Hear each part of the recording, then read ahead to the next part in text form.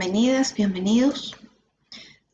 Hoy daremos inicio a nuestra segunda lección del módulo quinto, abordaje del acoso o mobbing.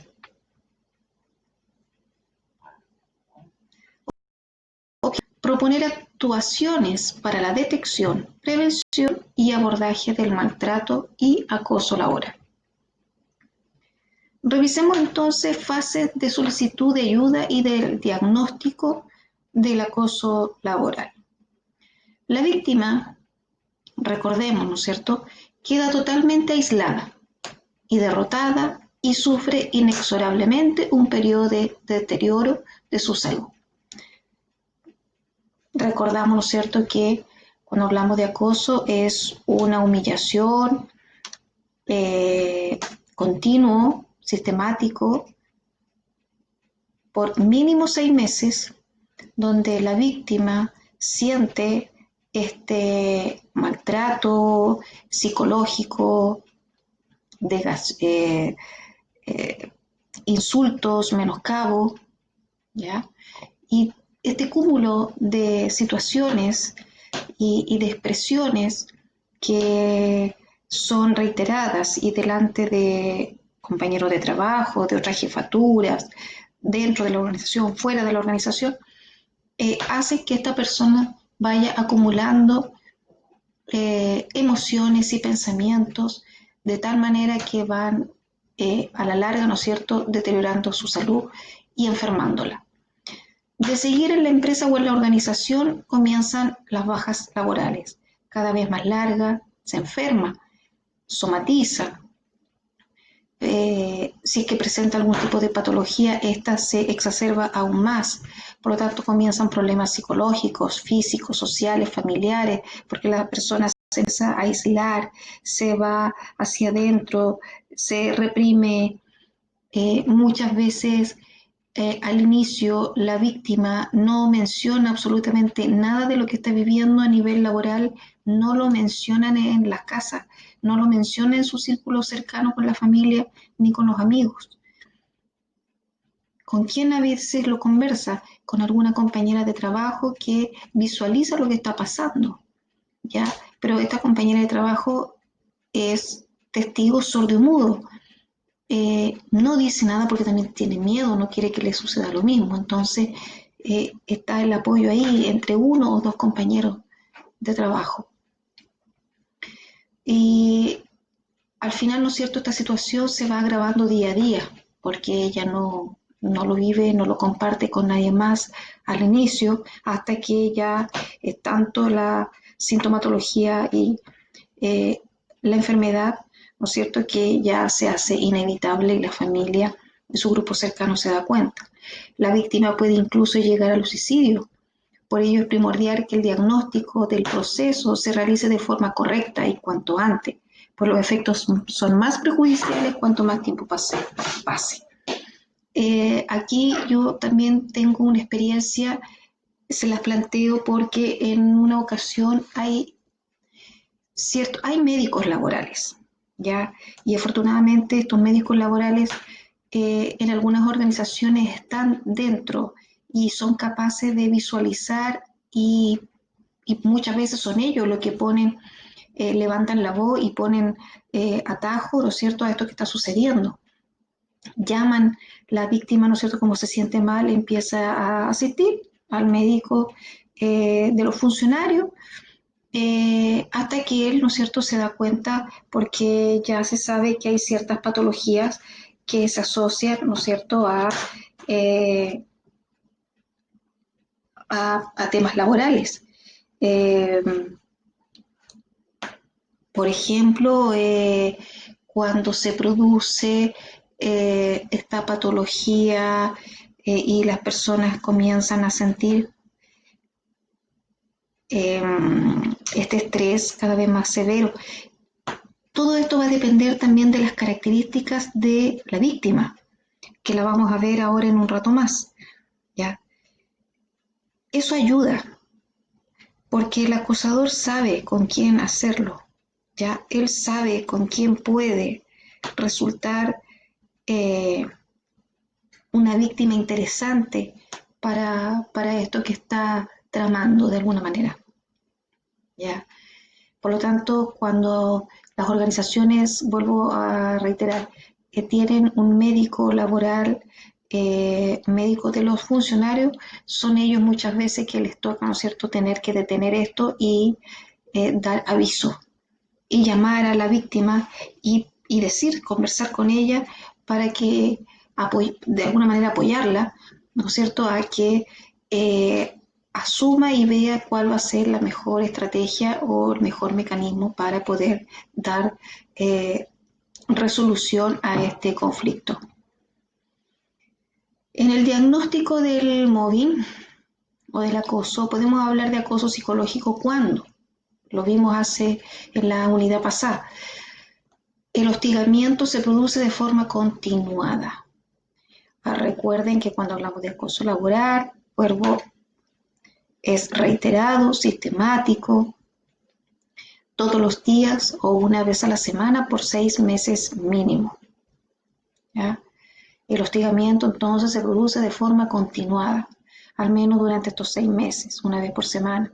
Provoca en la víctima estados de ansiedad, estrés, termina en depresión, produce daños en el aparato digestivo, altera la calidad del sueño, existe una pérdida de autoestima, por eso cae en estos estados depresivos, irritación generalizada, entre otros síntomas, pérdida de autoestima, ¿por qué? Porque la persona comienza, como está reiteradas veces, mencionándole que hace mal su trabajo, que comete errores, eh, ella se va poniendo insegura, se va insegurizando. Entonces, en la medida que esto va produciendo esta inseguridad, ella efectivamente va cometiendo errores. Entonces, además, el acosador tiene datos duros, evidentes, de que ella está cometiendo errores. ¿Ya? Entonces, en la medida que ella va cometiendo error, se va poniendo insegura, va afectando su autoestima al punto tal de que la persona, la víctima, efectivamente cognitivamente hace una interpretación de que ella está mal y que efectivamente la que está causando todo esto es ella, porque ella es una mala funcionaria, es una mala profesional, no está haciendo bien su trabajo, no está haciendo bien su pega. Entonces cae en esta pérdida de autoestima, al final, ¿no es cierto?, entra en estos estados de estrés, empieza a afectar su atención, afecta su memoria, ¿ya? Y va cayendo en este círculo hasta que termina en un estado de depresión, muchas veces en estados agudos. Fase de intervención de la organización. De la organización como tal, tras un tiempo, a veces interminable, la empresa, la organización, la institución toma cartas en el asunto. Las medidas suelen consistir en rotaciones de puestos, cambio de departamento, intentos de arreglos amistosos o bien directamente el despido. Los compañeros de la víctima en un principio solidarizan con ella o con él. Tras pasar la barrera de esta fase, la abandonan a su suerte. No vaya a ser que les toque pagar a ellos también. Por eso se habla de estos testigos sordos y mudos, ¿ya? Saben que existe esto, pero se quedan callados porque también tienen miedo, ¿cierto?, a tener que vivir lo mismo. En la víctima se generan sentimientos de culpabilidad y remordimiento, como recién les estaba comentando. Tendrán razones los demás, sin duda es culpa mía, debo cambiar, yo estoy mal, yo no para esto. ¿Sí? Hace un par de meses atrás, una funcionaria profesional, enfermera, me comentaba una situación muy similar, desafortunada, ¿no es cierto?, que vivió, que cayó precisamente víctima de acoso por una de las jefaturas, y me explicaba esto, me dijo, llegué a un punto tal, porque ella es una excelente profesional, ella es como enfermera, gestiona y técnicamente es muy buena, muy capaz, siempre ha estado participando y es parte de equipos de alto desempeño. Eh, Urgencia, UCI, y, y llegó al punto que me comentaba de que llegó a dudar de su capacidad. Y eso me decía ella, yo, o sea, yo llegué a un punto de dudar que yo no servía para esto y ya llevo más de 15 años trabajando en esto, con grandes equipos, en grandes establecimientos de salud, y llegué a pensar que no servía. Y estuve a punto de dejarlo, y estuve a punto de retirarme, hasta que vio más o menos la luz, ¿ya? Eh, si no se solicita ayuda externa, la víctima no puede resolver el problema por sí sola. Sencillamente está desbordada. Y efectivamente aquí la víctima tiene que ser capaz en algún momento, o si tiene una contención cerca, ¿no es cierto?, que le puedan decir que sola de esto no va a poder salir. De no solucionarse esta fase satisfactoriamente, comienzan los efectos indeseables, perjudicando la salud de la víctima, cayendo, ¿no es cierto?, en estos estados depresivos, que es lo primero que aparece. En el moving, el círculo de estrés, porque antes de caer en estos estados depresivos, ¿no es cierto?, vamos a estar en una etapa previa que es el estrés. Y ese es este estrés malo, que en algún momento lo mencionamos y lo conversamos en alguna de las unidades. Entonces, acá comienzan, ¿no es cierto?, las amenazas. Existen amenazas contra la víctima si continúa causando baja por enfermedad. O sea, si usted sigue pidiendo licencia, si usted sigue pidiendo permiso, si usted sigue llegando atrasada, si usted sigue cometiendo errores, ¿ya? Usted va a ser despedida, va a ser sustituida, ser asignada a otro trabajo, te voy a sacar de esta área, te voy a sacar esto, te voy a quitar aquello, ¿ya? Amenazas continuas. Luego, reacción de la víctima. ¿Cuál va a ser su reacción? El miedo. Y el miedo evita ponerse enferma, por lo tanto comienza, ¿no es cierto?, a tener una postura rígida, su cuerpo más enferma, emocionalmente está mucho más alterada, menos tolerante, más irritable, pero no precisamente en el trabajo, sino con quién va a sacar, digamos, esta rabia contenida, y va a ser con la familia, con los más cercanos, lo más probable, ¿ya? No toma baja si está enferma. En algunos de los casos que yo le comentaba de este administrativo, eh, el médico de salud laboral le estaba dando licencia y ella no quería tomar la licencia. No, no, no me dé licencia, no, es que la vas a tomar, preséntasela a tu jefatura. No, no, no, no, porque mejor que no, no, no me dé. Y ahí fue donde él se dio cuenta que el problema era con la jefatura. Entonces el médico le dijo, o presentas tú tu licencia o la voy a presentar yo con tu jefatura. Cuéntame qué es lo que está pasando. Y ahí se empezaron a tomar acciones internamente en la organización. Niega los síntomas de la enfermedad.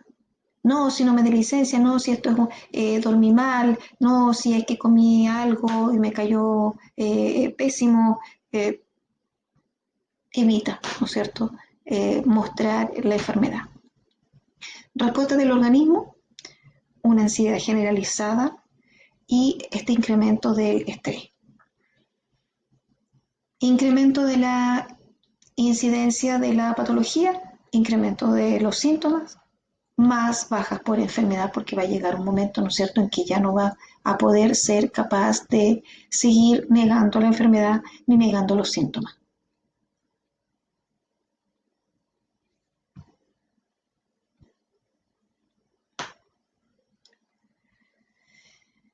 El perfil de la víctima. El perfil de la víctima. La víctima presenta habitualmente un elevado nivel de ética.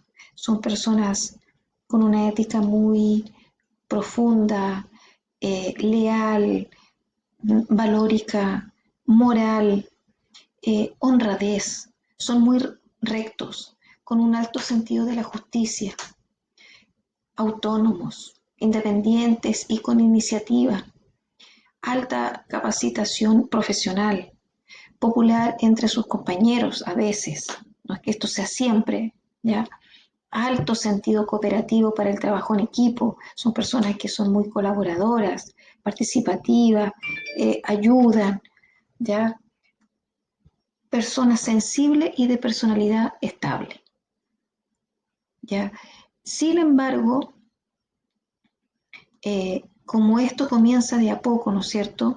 Eh, y por cualquiera de estas características, además, esta persona como va a llegar a un punto en que va a empezar incluso a dudar de sí misma y se va a sentir culpable, ya, porque puede ser muy profesional, como en el caso que yo les comentaba, ya, pero va a llegar un momento en que es tal que va a sentir miedo y se va a sentir que efectivamente sus capacidades, sus habilidades ya no están para ese trabajo y va a entrar a dudar, ¿ya? Pero también tenemos otro perfil de víctima en la cual presentan, ¿no es cierto?, una actitud sumisa, eh, pasiva, sí, siguen teniendo esta honradez, esa rectitud, ese alto sentido de la justicia, eh, iniciativa, sentido de cooperación, etcétera.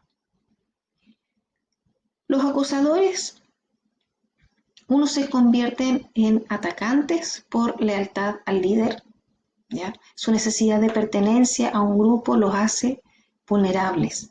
Otro por una previa inquina personal contra la víctima. Algo ven en ella que no me gusta, que no me simpatiza, que me, me desagrada, porque lo más probable le trae recuerdos, ¿ya? De situaciones, proyectan mucho, ¿ya? Por lo tanto, ahí ven situaciones en el otro que de alguna manera las tienen ellos también.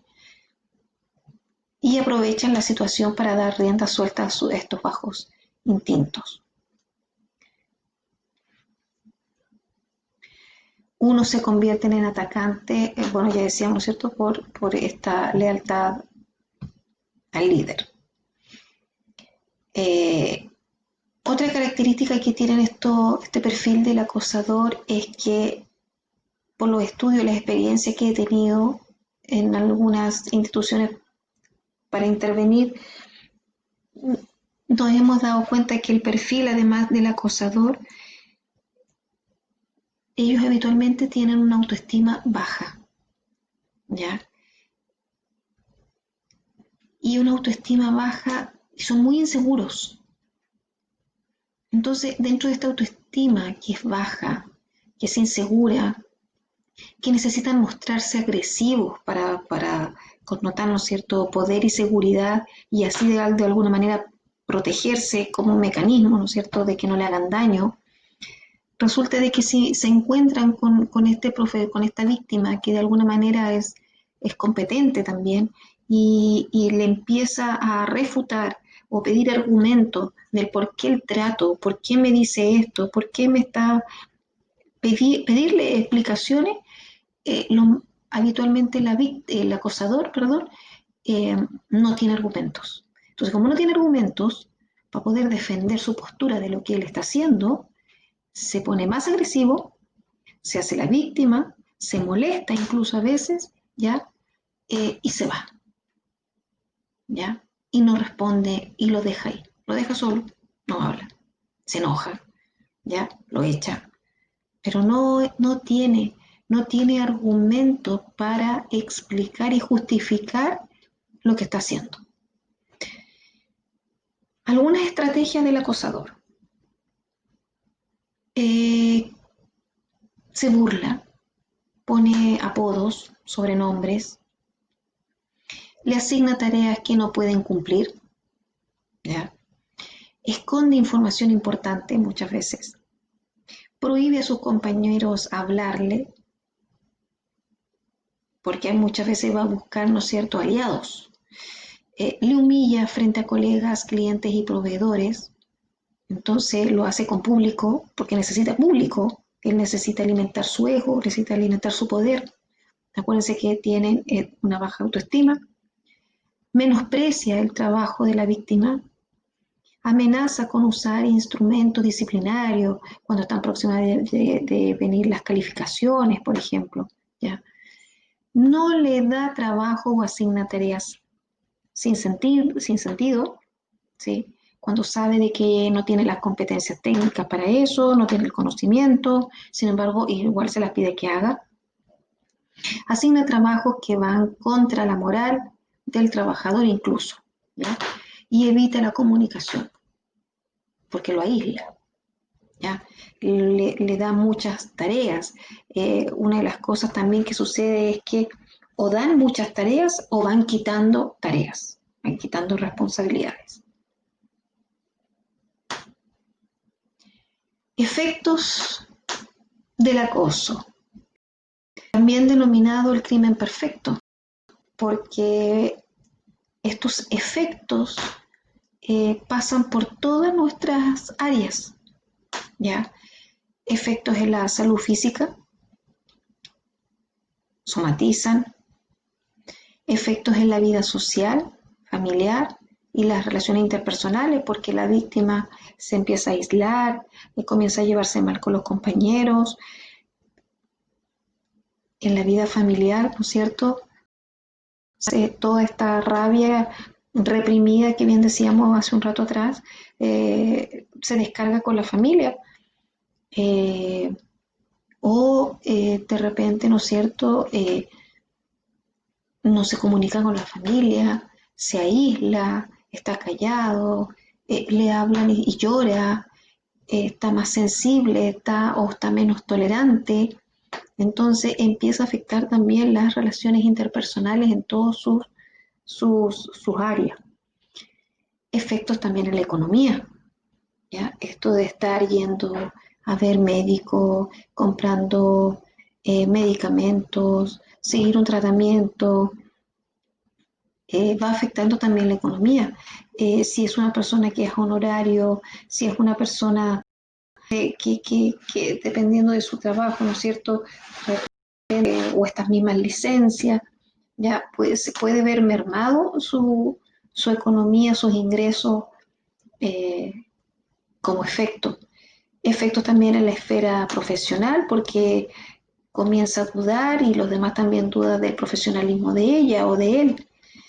Y estos efectos psicológicos, donde él tiene muchos pensamientos negativos hacia él, hacia el entorno, culpa, decíamos delante, ¿no es cierto? Entonces va perjudicando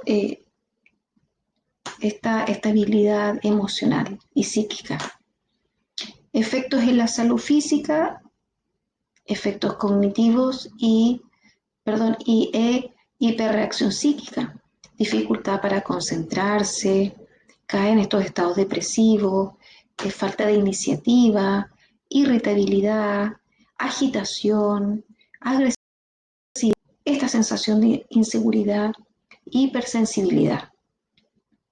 Tenemos síntomas psicosomáticos de productos del estrés, por lo tanto va a presentar muchos dolores de estómago, gastrointestinal, en algunas ocasiones vómito, falta de apetito o de mucho apetito, llanto persistente de la nada, dolores de espalda, dorsales y lumbares, dolores cervicales, y es ahí cuando muchas veces, ¿no es cierto?, decía yo y daba ejemplo de que justificamos y le echamos la culpa, ¿no?, que es la cama, que es el colchón, que es la eh, comí algo, etcétera.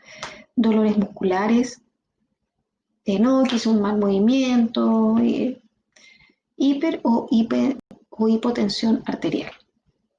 Síntoma de desajuste del sistema nervioso autónomo, sudoración, sequedad de la boca, palpitaciones, sensación de falta de aire, de ahogo, dolores en el pecho, trastornos del sueño. Esto es muy común. Alteraciones del sueño, sueño vigilia, dificultad para conciliar el sueño, sueño interrumpido, un despertar temprano, cuesta muchas veces que se queden dormidos, luego en las mañanas les cuesta despertar, se despiertan muchas veces entre medio de la noche, se despiertan y luego no pueden conciliar el sueño de nuevo, por ende, ¿no es cierto?, existe un cansancio y una debilidad. Como tu cerebro no descansa, como tu cerebro no se oxigena, entonces te vuelves a levantar cansado, tu atención y percepción y memoria está alterada. Efectos en la vida social, familiar y en las relaciones interpersonales. Bueno, la exclusión y rechazo de los compañeros porque me llaman la atención delante de todos, evidencian muchas veces, ¿no es cierto?, estos errores que yo estoy cometiendo, intentos por parte de los compañeros de convencer a la víctima para que acate la situación, incluso algunos compañeros puede que le digan, no, déjalo, no hagas caso, si él es así, si ya se le va a pasar y no sé qué, ¿ya? Traiciones de los propios compañeros también sucede.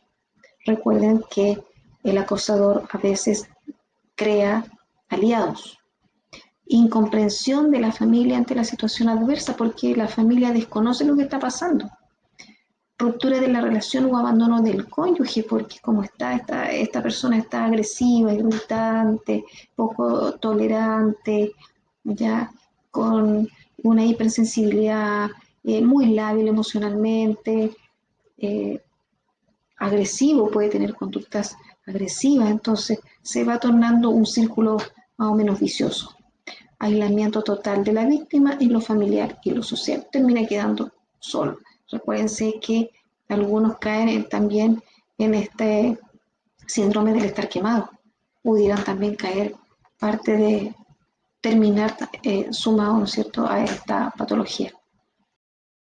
Efectos psicológicos, estrés postraumático, crisis nerviosas, intento de suicidio, porque me están creando una realidad que no existe a través del lenguaje. Cuando hablábamos, se recuerdan de la comunicación, decíamos, ¿cierto?, que el lenguaje crea realidades, ¿ya? Entonces me están creando una realidad que no existe, que no es, pero que yo me la estoy creyendo, ¿ya? Y me la estoy haciendo real.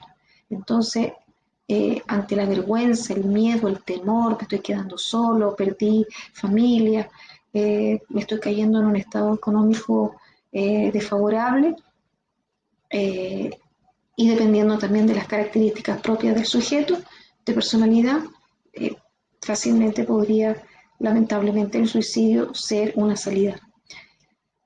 Síndrome de fatiga crónica, cambios en la personalidad de la víctima, se puede tornar obsesiva, depresiva o resignada. Factores que intervienen en la aparición del acoso. Un inadecuado diseño de puestos de trabajo y la falta de definición de tareas. ¿Ya? Cuando a veces en las organizaciones comienzan a hacer reestructuraciones de puestos, ¿ya? Reestructuraciones a nivel, ¿no es cierto?, de la dinámica del trabajo, se puede prestar para este tipo de situaciones. Una falta de valoración de los empleados por parte de la organización. O sea, que la organización no confíe, ¿ya?, en sus funcionarios, que la organización no entregue seguridad, que no exista un respaldo, una confianza, ¿ya?, con sus funcionarios. Un inadecuado liderazgo. Qué importante es esto. Muchas veces se cree que las jefaturas son líderes y desafortunadamente no todo líder es jefe y no todo jefe es líder, ¿ya? El liderazgo es una habilidad que hay que desarrollar. Y para poder desarrollar este liderazgo y ser realmente un líder, un líder de hoy, para los tiempos de hoy, debe ser una persona que trabaje su poder personal, su seguridad y su ego. Debe tener un ego sano. ¿Ya?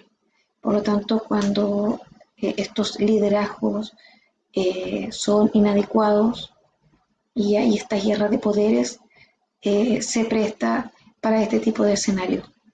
Sistemas de comunicaciones ineficaces, poco claras, inoportunas, se quedan ahí en la línea media, no baja la información, se estanca en algún lugar, se controla. Recuerden que la comunicación, la información es un medio de control. Muchas personas, muchos líderes inadecuados, eh, controlan, tratan de manejar ya y de controlar a través de la información. Falta de participación de los trabajadores o funcionarios en la toma de decisiones. Cuando siempre la toma de decisión se centraliza solo en algunos y una parte, ¿ya? Ellos deciden. Lugares de trabajo con alto nivel de exposición a exigencias y presiones. Efectivamente, hay personas que les gusta y que tienen la capacidad para trabajar bajo presión y funcionan muy bien bajo presión, ¿ya? Pero hay otras que no. Hay otras que cuando están en un lugar de trabajo con alto nivel de exposición a estas exigencias y presiones, se desbordan y son presa fácil. Inexistencia de política de manejo y resolución de conflictos. Esto sucede, ¿no es cierto?, cuando hablamos de organizaciones que al final enferman y son tóxicas porque como no existe una política de manejo y resolución de conflictos, los conflictos no se asumen, no se trabajan, ¿ya? No se hablan, no se asumen. Y eso va enfermando a esta organización y, por ende, ¿no es cierto?, a sus trabajadores y funcionarios. Falta de normas internas sancionadoras respecto a este tipo de conducta. O sea, que no exista un protocolo o un medio, un espacio, ¿no es cierto?, que se trabaje precisamente este tipo de ambientes o de acontecimientos que vivan algún funcionario o trabajador, ¿no es cierto?, trabajadora de acoso y que simplemente no se consideran, se dejan pasar, la víctima sigue y el acosador continúa. O se echa a la víctima, ¿no es cierto?, y el acosador sigue y va a seguir otra y otra y otra y otra. ¿Ya? Medidas preventivas. Es relevante la personalidad de la víctima en la forma de enfrentar el móvil. ¿Y cómo vamos a trabajar esto? Realizando precisamente, por ejemplo, este tipo de talleres, entregando información a sus trabajadores, a sus funcionarios, en qué consiste, cuáles son las características, las diferencias, ¿no es cierto?, de acoso, maltrato, mal clima laboral, etc. Trabajar además también el autocuidado, trabajar la inteligencia emocional en nuestros funcionarios, reforzar desde ahí, desde la emocionalidad, desde la seguridad personal. La conducta de afrontamiento para la solución del problema y para controlar las reacciones emocionales es más efectivo que una conducta evitativa. Volvemos a lo mismo que estaba diciendo anteriormente. Enseñar a que nuestros funcionarios aprendan, desarrollen esta capacidad de inteligencia emocional, ¿no es cierto?, de autoliderazgo, que se conozcan, que aprendan a autoliderarse. Para la supervivencia del acoso hay dos partes diferenciadoras: las estrategias de afrontamiento y los tratamientos de las consecuencias para la víctima. Todo modelo de intervención o abordaje del acoso laboral al interior de una organización debe estar diseñado a partir del principio básico de la prevención, prevenir, y al mismo tiempo debe suponer que la violencia, específicamente el acoso laboral, preexiste a esta estrategia. Y aquí quiero mencionar algo. Todos, todas podemos ser víctimas de acoso laboral. Y todas y todos somos potenciales acosadores. Todos podríamos en algún momento caer en este tipo de escenario, ¿ya? Fase de la superación del acoso. Fase 1, identificar el problema como bullying o acoso sexual, dependiendo no sé, de la situación. Primero identificar el problema. ¿Dónde nace? ¿Cómo surge? ¿Cuál fue el incidente crítico? ¿Ya? En la fase 2, la desactivación emocional. Reconocer y demostrar los mecanismos de defensa, de introyección y de negación. ¿Sí? Observa, mira, viendo, ¿sí? ¿Quién eres? Y no negar lo que está pasando, ¿sí? La culpa, ¿sí? Que no comience con esto de que no, esto no está sucediendo. En la fase 3, desactivación emocional, nuevamente, pero elaborar la respuesta del móvil, afrontando al o la acosador o acosadora y extroyectando la culpa. No es mía la culpa, no soy yo el que está ocasionando esto. Hay un otro que me está llevando a esto, hay un otro que me está haciendo equivocarme, insegurizarme, desconfiar y poniéndome mal psicológicamente. No soy yo, es él o ella. En la fase 4, superar el problema mejorando la autoestima y la autoconfianza. ¿Ya? Por lo tanto, que la persona vuelva a creer y a confiar en ella, que se vuelva a amar, ¿sí? Que vuelva a vivir y a confiar, ¿no es cierto?, en su ambiente familiar, social, laboral, que vuelva a ser la profesional que era. Para eso necesita esa confianza, ese apoyo, ese trabajo, ¿ya?, de contención, de acompañamiento. Algunas estrategias que pueden ser útiles para superar. Ya lo decíamos, identificar el problema, informándose y formándose sobre el tema. O sea, trabajemos, conversemos acerca del acoso, instruyámonos acerca de lo que significa el acoso y sus distintas formas. Documentar y registrar las conductas de acoso de que se es objeto lo antes posible. Ya, saber diferenciar. Hacer públicas las conductas de acoso que se reciben. Hacer públicas las conductas de acoso, ¿en qué sentido? Si yo veo que estoy en la oficina de esta persona, de mi acosador, y está cerrando la puerta porque necesita privacidad, ¿no es cierto? Muchas veces porque es silencioso esto, abrir la puerta, empezar a caminar, a retroceder, a salir de la oficina, ¿no es cierto?, de la habitación, de buscar apoyo, ¿ya? Llevar a cabo la desactivación emocional evitando reaccionar con ataques. No se ponga al mismo nivel que el otro. No respondas de la misma manera, de manera agresiva, con garabatos, con insultos, con gritos, con descalificaciones. Controlar y canalizar la ira y el resentimiento. La ira es la aliada del acosador. Lo que él espera es que tú te molestes, ¿ya?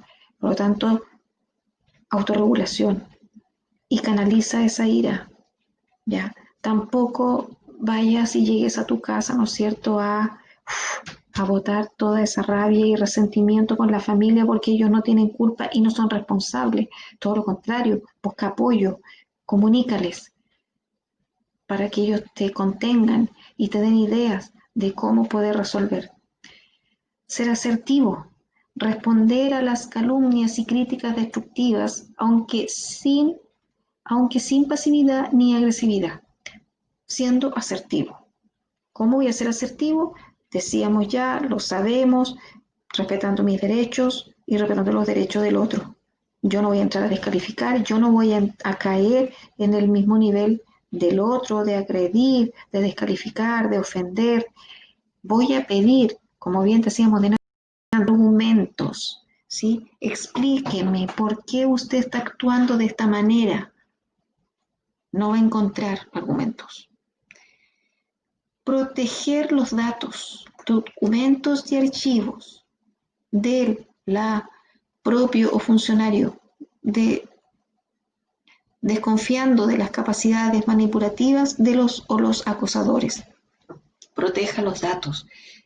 Esto lamentablemente muchas veces es como una molestia e incomoda porque de alguna manera no estoy confiando en mi grupo, no estoy confiando en mi organización, entonces esto de estar siempre protegiéndome, haciendo copias, guardando información por aquí, por allá, porque puede ser que, para que quede en evidencia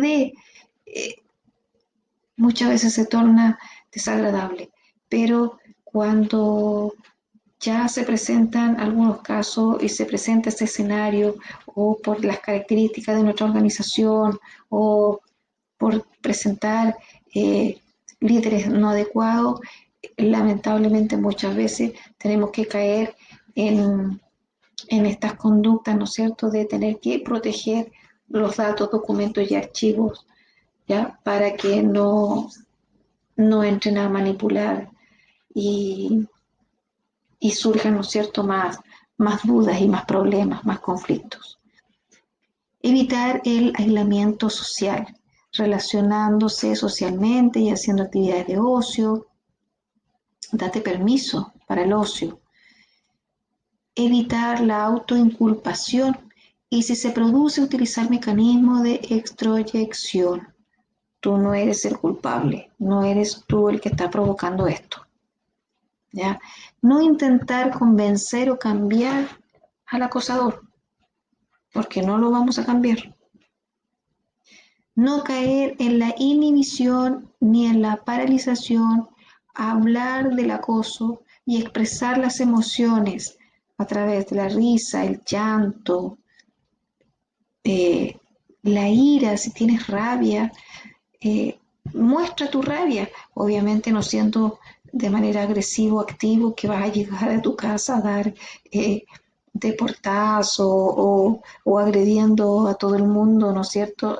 No, pero saca esa rabia hablando, cuenta lo que te pasa, lo que provoca.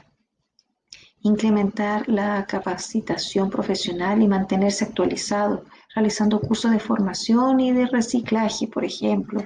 Solicitar ayuda médica, psicológica y legal para diseñar el plan terapéutico con medidas de prevención, un tratamiento farmacológico si es necesario, baja laboral y el abordaje jurídico si es que fuese necesario. Ignorar al acosador como forma de liberación final. Además, el servicio debería favorecer, nuestra organización debería favorecer el apoyo social al afectado a través de un compañero de confianza, el médico de la empresa o de la organización, el servicio de prevención de riesgos laborales o en el ámbito extralaboral. El reconocimiento por parte de la organización de que estos fenómenos pueden existir y la planificación y diseño de las relaciones sociales en el servicio como parte de su cultura organizacional. ¿Ya?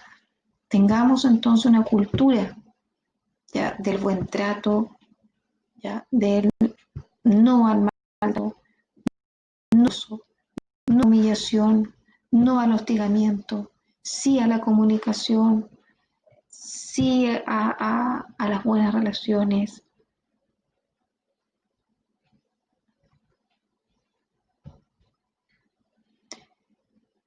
Y como conclusiones, tanto el acoso sexual como el acoso laboral se refieren a la infracción o agresión de derechos fundamentales, las cuales, ante el alarmante crecimiento que demuestran tener, nos alerta sobre el estado o calidad de vida social que posee en la actualidad.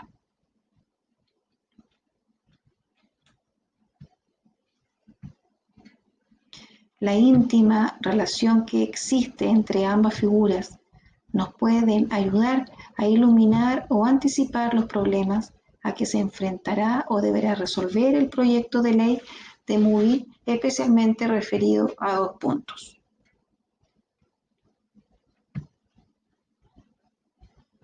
¿Ya? Y estos puntos básicamente, ¿no es cierto?, tienen que ver con crear un plan y una cultura a mantener un buen trato, no a la discriminación, ya, a trabajar nuestras emociones, a trabajar nuestras relaciones, a trabajar nuestra comunicación. Apliquemos